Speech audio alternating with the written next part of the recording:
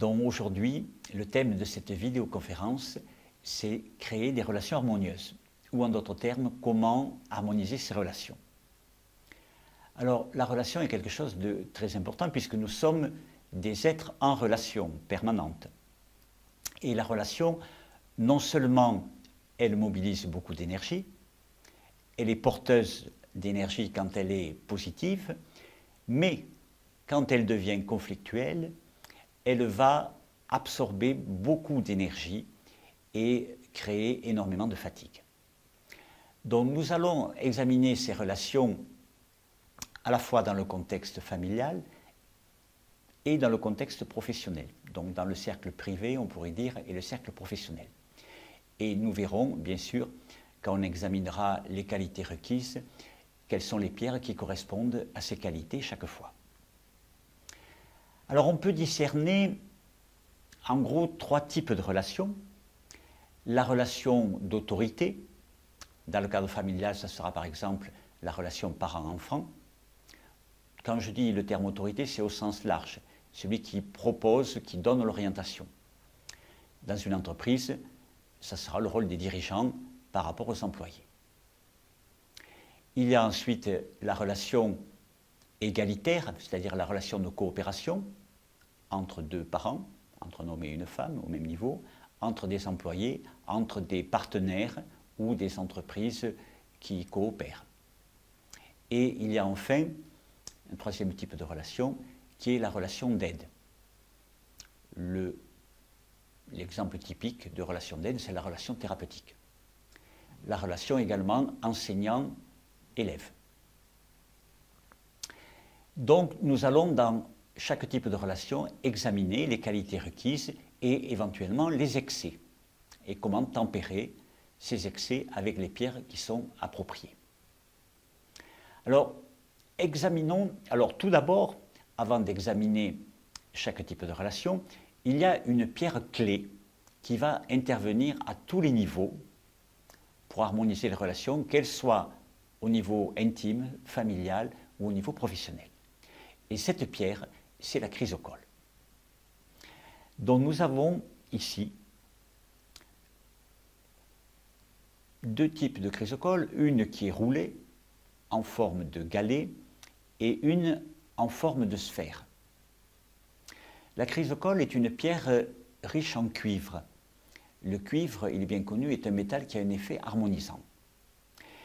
Alors, si on regarde bien la chrysocole, et particulièrement cette sphère, on peut reconnaître une image de la planète en photo satellite. On pourrait dire en d'autres termes que c'est la pierre de l'écologie, de l'harmonie, à la fois au niveau individuel et au niveau interpersonnel, mais au niveau planétaire. On voit par exemple, comme sur une photo satellite de la planète, du vert, du bleu, des taches brunes qui représentent la terre, ocre. Et cette pierre a un effet extrêmement harmonisant.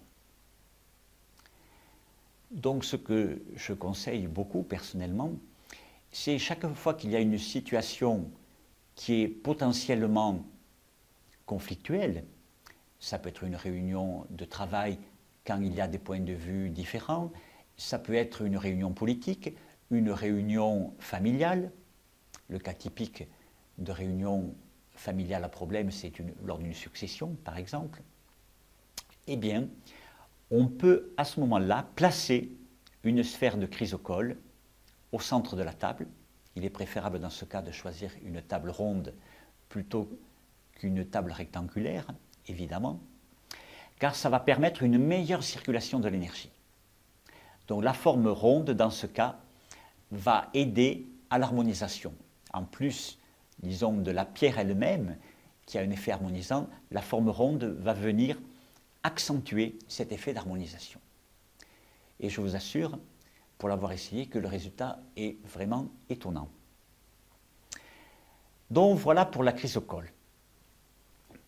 Nous allons maintenant examiner différents cas de figure que l'on peut rencontrer dans la relation. Alors prenons le premier cas, qui est la relation d'autorité. Dirigeant, employé, parent, enfant. quelles sont les qualités requises pour cette situation? Bien, tout d'abord, évidemment, il faut avoir une certaine orientation, une certaine direction à donner. Pour que quelqu'un puisse suivre des indications, il faut que cette direction soit précise. Il y a deux pierres qui correspondent à trouver la direction. Ça peut être éventuellement trouver sa voie. Donc vous avez ici une sugilite qui est la pierre typique d'alignement qui permet de canaliser l'énergie. En d'autres termes également, on pourrait dire trouver sa voie. On utilise également cette pierre quand on cherche une orientation. Vous remarquerez que cette sugilite, qui vient d'Afrique du Sud, possède à la fois la couleur noire et violette. Donc, le violet correspond, on pourrait dire, au projet de l'âme, et le noir correspond à l'incarnation. Donc, ça va être une pierre déterminante chaque fois que l'on cherche une orientation, que l'on cherche ce qui convient, ce qui correspond, que ce soit pour une entreprise personnelle ou collective. Une autre pierre importante dans ce cas, c'est le jade. Alors vous avez ici une variété de jade qu'on appelle le jade néphrite. Et le jade est une pierre qui est liée à la persévérance, à l'endurance. C'est une pierre de forte ténacité, c'est-à-dire que son réseau cristallin est très dense. Cette pierre est également associée aux reins, à l'énergie des reins, c'est-à-dire qu'elle va renforcer les reins. Or, cet organe, dans la médecine chinoise, est associé à la volonté et à la direction. Donc une personne qui a les reins affaiblis peut manquer de volonté et de direction dans sa vie. Donc là aussi, quand on est en position de diriger, de donner une orientation, il est très important d'avoir les reins solides. Donc ces deux pierres seront tout à fait déterminantes dans le rôle de diriger.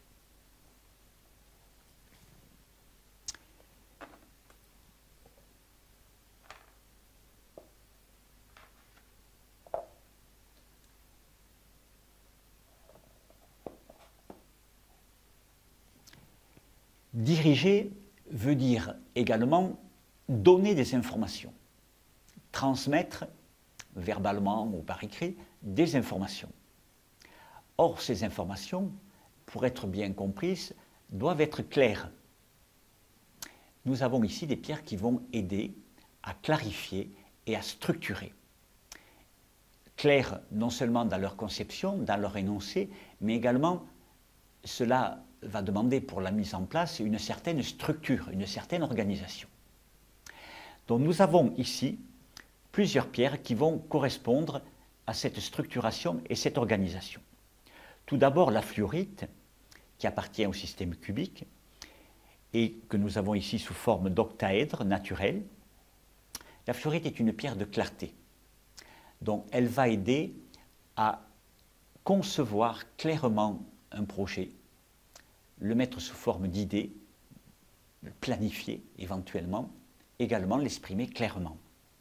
Donc c'est une pierre absolument déterminante dès qu'on a à clarifier une situation.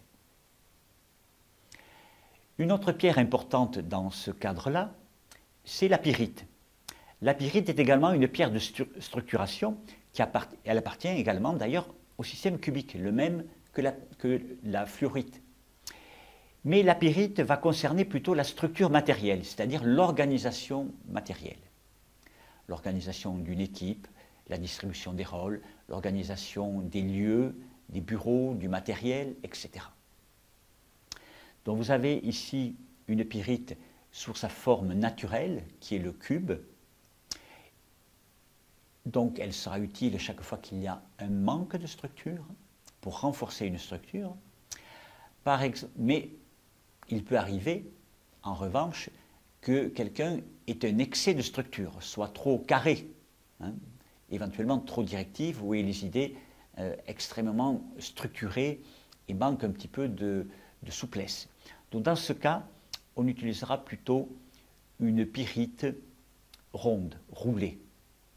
On a en quelque sorte arrondi les angles, ce qui veut dire que la personne sera moins rigide dans son organisation. Elle sera un petit peu plus souple. Une autre qualité indispensable quand on est dirigeant, c'est la confiance en soi. Évidemment, on peut avoir les idées claires, mais si on les exprime en manquant de confiance, il sera difficile d'être suivi. La citrine est une pierre qui permet de se positionner avec confiance. Là aussi, il peut y avoir des excès. L'excès de confiance peut amener à un excès d'autoritarisme ou un excès de domination. Dans ce cas, on va utiliser une résine fossile qui est l'ambre, qui va aider à adoucir le comportement.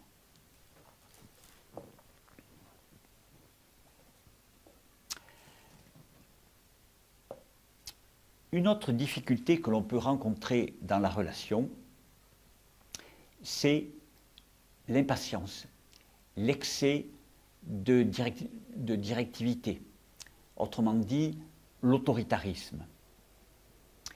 Le larimar est une pierre qui va venir adoucir le comportement, apaiser le stress.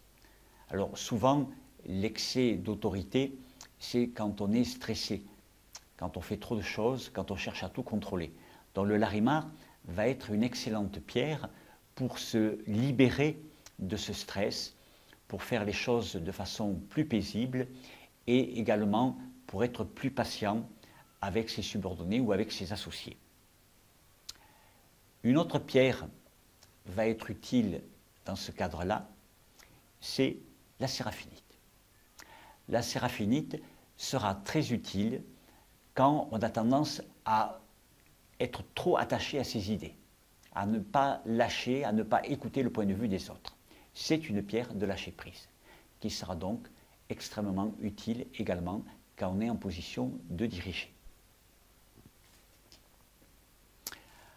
Enfin, une dernière pierre, toujours dans la position d'être dirigeant, c'est la Tiffany.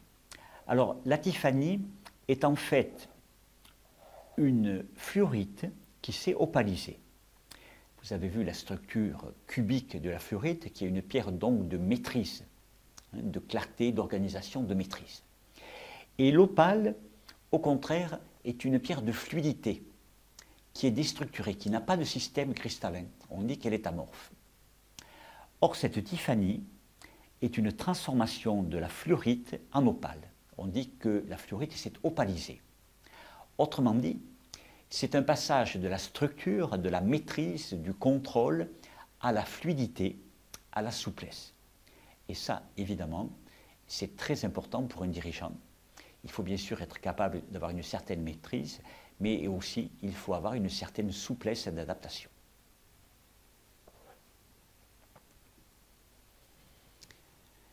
Nous allons maintenant examiner quelques fléaux de la relation.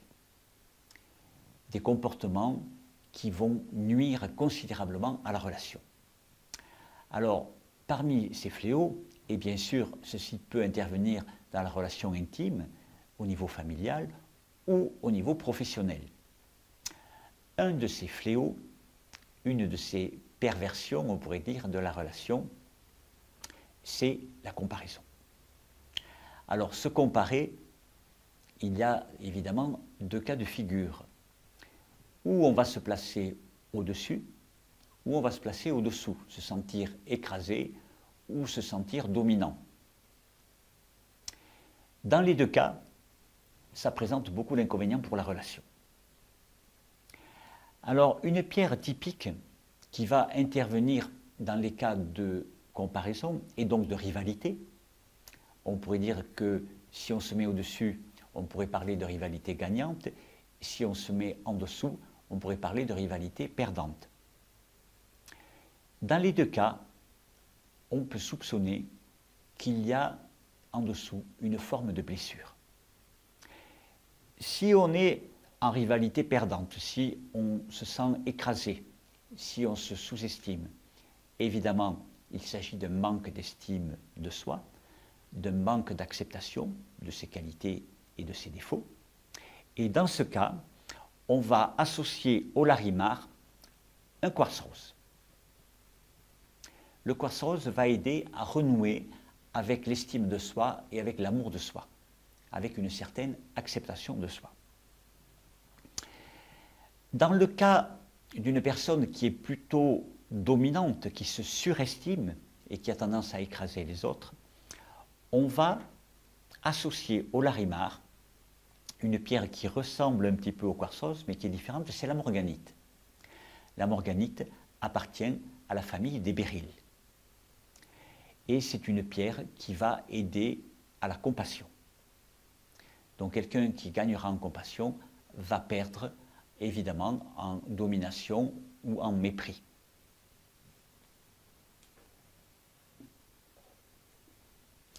Alors, il y a un autre fléau dans la relation, c'est le jugement. Le jugement ne permet pas d'être à l'écoute de façon neutre, de façon objective.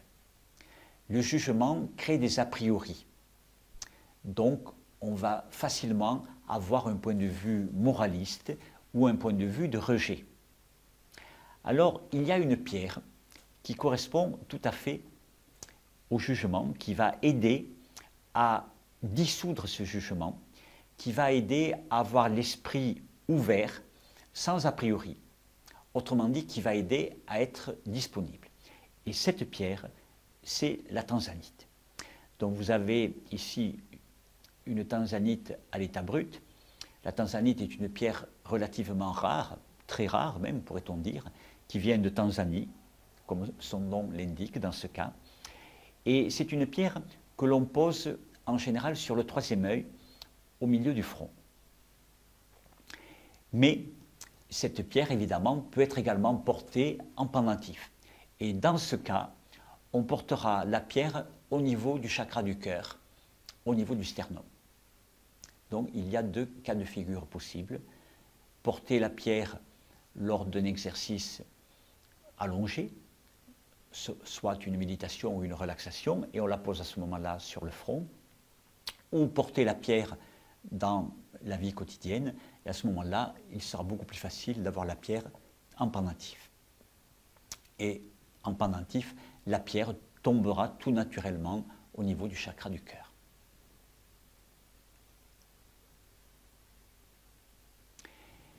Il y a un dernier cas de figure, une attitude qui est un véritable poison pour la relation, ce sont les attentes.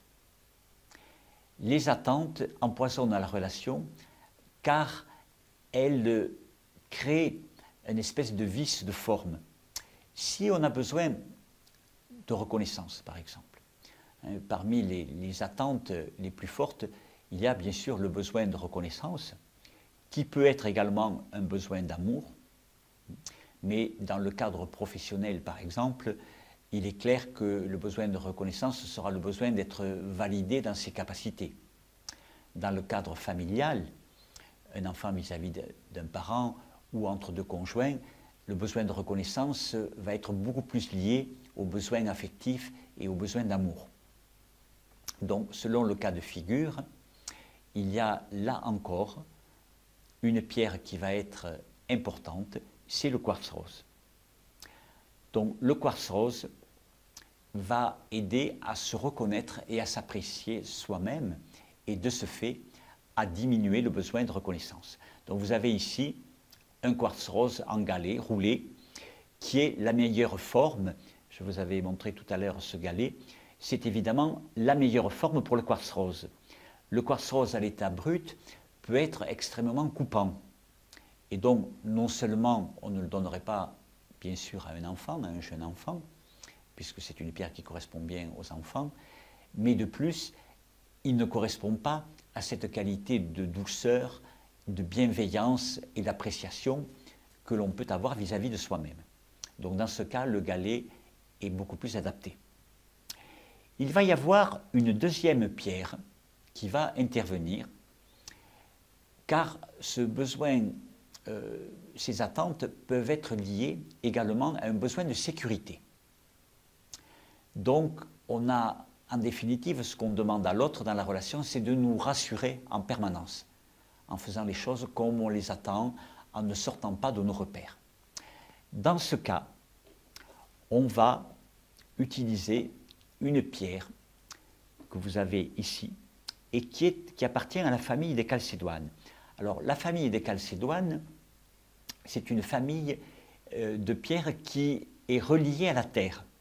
Et en particulier, quand on a une chalcédoine brune, comme ici, qu'on appelle une sardoine, que vous avez sous sa forme brute et sous sa forme roulée, cette pierre va aider à retrouver un lien à la terre, c'est-à-dire à retrouver un sentiment de sécurité, à retrouver des racines. Donc, elle sera très importante quand on manque de sécurité.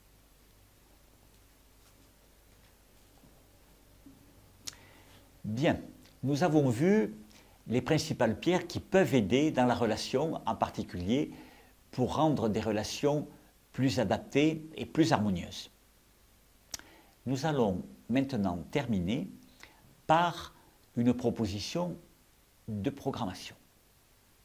Alors évidemment, toutes les pierres qui ont été citées peuvent être portées en pendentif. Elles peuvent être utilisées lors de pratiques de relaxation ou de méditation, en position allongée de préférence, évidemment, pour que la pierre puisse être posée sur le corps. Mais une autre pratique intéressante dans ce cas, c'est la programmation. On ne parlera pas ici de mandala qui est plus complexe et qui implique déjà d'avoir un certain projet relationnel. Donc il est tout à fait possible d'organiser un mandala à condition de connaître tous les tenants et les aboutissants de la relation afin de pouvoir choisir les pierres en connaissance de cause. Mais de façon plus simple, je vais vous montrer une petite programmation que vous pouvez très facilement faire. Alors, dans toutes les programmations, l'organe central de cette programmation, c'est le cristal de roche. Le cristal de roche correspond à la mémoire de l'ordinateur. Si on veut faire un lien avec l'informatique, puisqu'une programmation, on en parle beaucoup en informatique, le cristal de roche correspond à la mémoire de l'ordinateur, à la capacité de stocker de l'information. Ça fait partie des propriétés du cristal de roche. Et nous avons ici un cristal de roche sous forme de prisme. Alors, le prisme a plusieurs avantages. Tout d'abord, du fait qu'il est travaillé, il a une base et un sommet, ce qui, dans un cristal brut, évidemment, la base n'est pas polie, donc il ne pourra pas tenir droit. Ici, c'est important qu'il puisse se tenir droit avec une pointe vers le haut. Mais le deuxième avantage, c'est que le polissage va permettre d'éliminer les impuretés de surface. Or, ceci est très important, car on peut avoir des impuretés sur le cristal de roche, par exemple des dépôts de calcaire, ou des dépôts d'autres minéraux, de la chlorite par exemple. Or, évidemment, pour que le cristal puisse enregistrer cette information, il faut qu'il soit pur. C'est pour ça d'ailleurs qu'en informatique, on utilise du dioxyde de silicium de synthèse. On fabrique du cristal de roche. On sait le faire, d'une part c'est beaucoup plus économique, et d'autre part ça permet d'éviter ces impuretés. Donc revenons ici à ce prisme en cristal de roche. Il faudra trouver une taille ni trop petite ni trop grande, donc pour un usage privé, je ne parle pas évidemment d'un stage ou d'un mandala de groupe, nous avons un cristal qui va faire 4, 5, 6 cm environ. Et on pourra utiliser des pierres qui vont faire 2 ou 3 cm maximum, ce sera suffisant pour un usage privé. La première pierre que je vais choisir, vous l'avez compris, je l'ai citée en premier, c'est la chrysocole. La chrysocole est une pierre clé dès que l'on cherche des relations harmonieuses. C'est elle qui va harmoniser les personnalités différentes, les différences de point de vue. Une autre pierre qui va être déterminante pour la relation, c'est la fluorite. La fluorite correspond à la clarté. Donc que ce soit dans le domaine privé ou dans le domaine professionnel, être clair dans ses relations est très important. Un autre facteur qui peut intervenir dans la relation et qui intervient, c'est la confiance en soi. Un manque de confiance ne permettra pas de se positionner clairement. On va rester en retrait, on va rester effacé, on ne dira pas ce qu'on pense. Et un excès de confiance va empêcher l'autre de s'exprimer. Dans le cas où on manque de confiance, on va rajouter une citrine. Dans ce cas, il s'agit d'une citrine chauffée, c'est-à-dire une améthyste chauffée. La citrine naturelle, donc qui est du quartz citrin, est beaucoup plus pâle. Mais là, on veut dynamiser l'énergie, donc le fait d'avoir chauffé l'améthyste, qui se transforme en citrine, va donner ce peps, cette énergie dynamique de confiance et de positionnement. Évidemment, dans le cas où quelqu'un voudrait faire une programmation en ayant un excès de confiance et un excès de structure, on utiliserait les pierres que nous avons vues tout à l'heure, comme l'ambre par exemple, pour un excès de confiance qui viendrait remplacer la citrine, ou s'il y a un excès de contrôle ou de maîtrise, à ce moment-là, on peut utiliser une pyrite roulée et une séraphinite pour le lâcher prise. Je ne rajoute pas la séraphinite ici car elle a une taille trop grosse. Donc une fois qu'on a mis en place ce petit programme avec un objectif, soit de renforcer sa clarté, sa confiance pour s'harmoniser, soit au contraire d'adoucir un petit peu nos qualités, de tempérer l'excès de confiance ou l'excès de maîtrise, de structure. Donc une fois qu'on a mis en place les pierres qu'on a choisies, on pourrait également bien sûr ajouter un larimar. Le larimar est lié au stress de la relation, à la peur, notamment au stress, au fait de se comparer. Donc on pourrait très bien remplacer la citrine, s'il n'y a pas un problème de confiance en soi, par le larimar. Alors une fois qu'on a mis ce programme en place, eh bien il suffit tous les jours de passer un petit moment à sa compagnie. Ce n'est pas tellement la durée, mais plutôt la présence, l'intensité de la présence, l'attention que l'on porte à son mandala. C'est un petit peu comme une relation humaine. Si un parent passe un certain temps avec son enfant, ce n'est pas de passer des heures avec lui en étant distrait ou en étant peu disponible qui compte, mais que le moment qui est passé avec l'enfant, on soit totalement disponible, totalement à son écoute, totalement dans une énergie d'être avec lui. Eh bien, avec une programmation ou un mandala, c'est la même chose. Ce qui compte, c'est la qualité de la présence.